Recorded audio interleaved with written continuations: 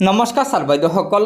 অৱশেষত চৰকাৰী কৰ্মচাৰীসকলৰ বহু প্ৰতীক্ষিত জুলাই মাহৰ ডিএ অৰ্থাৎ মৰ্গীয়া বোনাছ কিমান শতাংশ বৃদ্ধি পাব সেয়া নিশ্চিত হৈছে।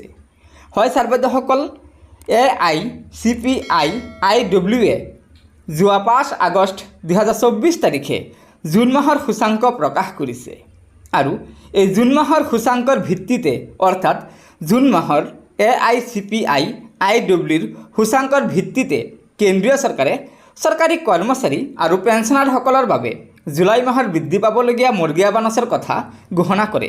হয়, ইয়াত চাব, জুন 2024ত AICPI-IWৰ সূচাংক 1.5% বৃদ্ধি পাই মুঠ 141.4% হৈ গৈছে আৰু এই AICPI-IWৰ সূচাংক 141.4ৰ আধাৰত মৰ্গীয়া বোনাছ কিমান শতাংশ বৃদ্ধি পাব এয়া ডিএ গণনা কৰা কেলকুলেটৰত চাই লওক।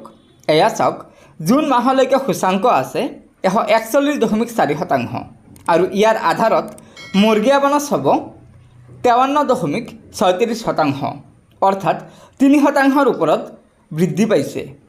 সেয়েহে কেন্দ্ৰীয় চৰকাৰে অহা ছেপ্টেম্বৰ মাহৰ শেষৰ সপ্তাহত চৰকাৰী কৰ্মচাৰী আৰু পেঞ্চনাৰসকলৰ বাবে 4% মৰ্গীয়া বোনাছৰ কথা অৰ্থাৎ 4% মৰ্গীয়া বোনাছ বৃদ্ধিৰ কথা ঘোষণা কৰাৰ পূৰ্ণ সম্ভাৱনা আছে। গতিকে ছাৰ বাইদেউসকল, এয়া নিশ্চয় চৰকাৰী কৰ্মচাৰীসকলৰ আৰু পেঞ্চনাৰসকলৰ জুলাই মাহৰ বৃদ্ধি পাবলগীয়া মৰ্গীয়া বোনাছৰ ওপৰত এটা অত্যন্ত সুখবৰ, কিয়নো আগন্তুক জুলাই মাহত চৰকাৰী কৰ্মচাৰী আৰু পেঞ্চনাৰসকলৰ মৰ্গীয়া বোনাছ 4% বৃদ্ধি পাব সেয়া নিশ্চিত হৈছে। আশা কৰিছোঁ লগৰ বন্ধুবৰ্গক এই ভিডিঅ'টো শ্বেয়াৰ কৰি আজিৰ এই গুৰুত্বপূৰ্ণ খবৰটো জনাই দিব আৰু নতুনকৈ অহা ছাৰ বাইদেউসকলে অনুগ্ৰহ কৰি আমাৰ এই চেনেলটো ছাবস্ক্ৰাইব কৰি ল'ব। ধন্যবাদ।